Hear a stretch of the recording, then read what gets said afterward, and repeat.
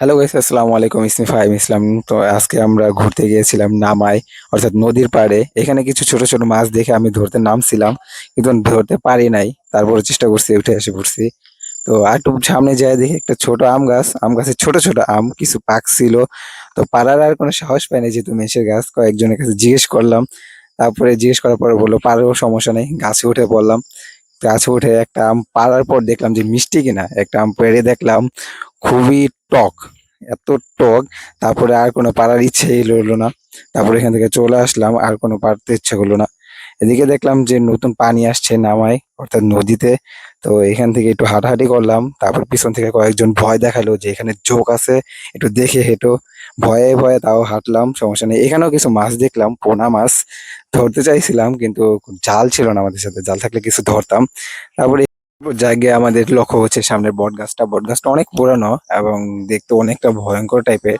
তো দেখা যাক বট গাছটা তলে যাব, বট গাছটা কেমন। অনেকদিন ধরে যাওয়া হয় না ওই সাইডটাতে। বন্ধুরা সবাই বললো যে চল বট গাছটা যাই। তো আসছিলাম বট গাছটার নিচে। আসার পর একটু ভয় পেয়ে গেলাম, যদিও দেখছি যে ওইখানে মধুর চাকের মতো কিছু বাসা করা আছে। অনেক উড়তেছিল, পিছন থেকে বন্ধুরা বলতেছিল এদিকে যাস না, এলা কামড় দিলে অনেক বিপজ্জনক, ভয়ঙ্কর। তারপরেও একটু সামনে গিয়েছিলাম। এই সাইড থেকে দেখলাম যে সাপের গর্ত আছে। সাপের গর্ত দেখেও আরো বেশি ভয় পেয়ে গেছিলাম, যে বট গাছের নিচে মনে হয় শুধু শুধু আসলাম, আরো ভয়ঙ্কর জায়গায় আসলাম।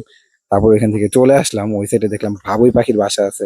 বাবুই পাখির বাসা দেখতে গেলাম তাল গাছের মধ্যে। অনেকদিন পরে বাবুই পাখির বাসা দেখতে পারলাম। ছোটবেলায় অনেক দেখছিলাম। তারপর এদিকে চলে আসলাম, আমার পাখির জন্য কিছু শাক তুললাম। যেহেতু বাসায় পাখি আছে, পাখির জন্য কিছু শাক তুলে নিলাম। এই সাইড থেকে আমার বন্ধুর মাছের জন্য কিছু দল জাতীয় গাছ তুলে নিলাম। তো ও অনেকদিন ধরে খুঁজতেছিল এই গাছগুলা, হঠাৎ করে এখান থেকে পেয়ে গেল। তো ও বললো যে এখান থেকে কিছু গাছ নিয়ে যাই, তাই আমার আর কিনতে হইব না। তারপরে বললাম যে আচ্ছা ঠিক আছে, এখান থেকে তুলে দিতেছি। ওর জন্য কয়েকটা গাছ তুললাম, তারপর পলিথিন ভরে দিলাম। একটু রোদ ছিল, যদিও ভাবছিলাম বৃষ্টি আসবো, বৃষ্টিতে গোসল করব। তো বৃষ্টিতে গোসল না করতে পারলেও ঘাইমে গোসল করছি ঠিকই। তো এদিকে দেখলাম তাল গাছে ভালোই তাল ধরছে, তাল খাওয়ার ইচ্ছে হচ্ছিল, কিন্তু কাউকে পাইনি তাল খাইতে। আমাদের কাছে মনে হচ্ছিল যেন সূর্য মামা আমাদের উপরে প্রচুর রাইগা আছে। যাই হোক, আজকে ভিডিওটা আমাদের এই পর্যন্তই। তো ভালো লাগলে লাইক করবা এবং কমেন্ট করবা কেমন লাগছে ভিডিওটা। ছোট ব্লগ।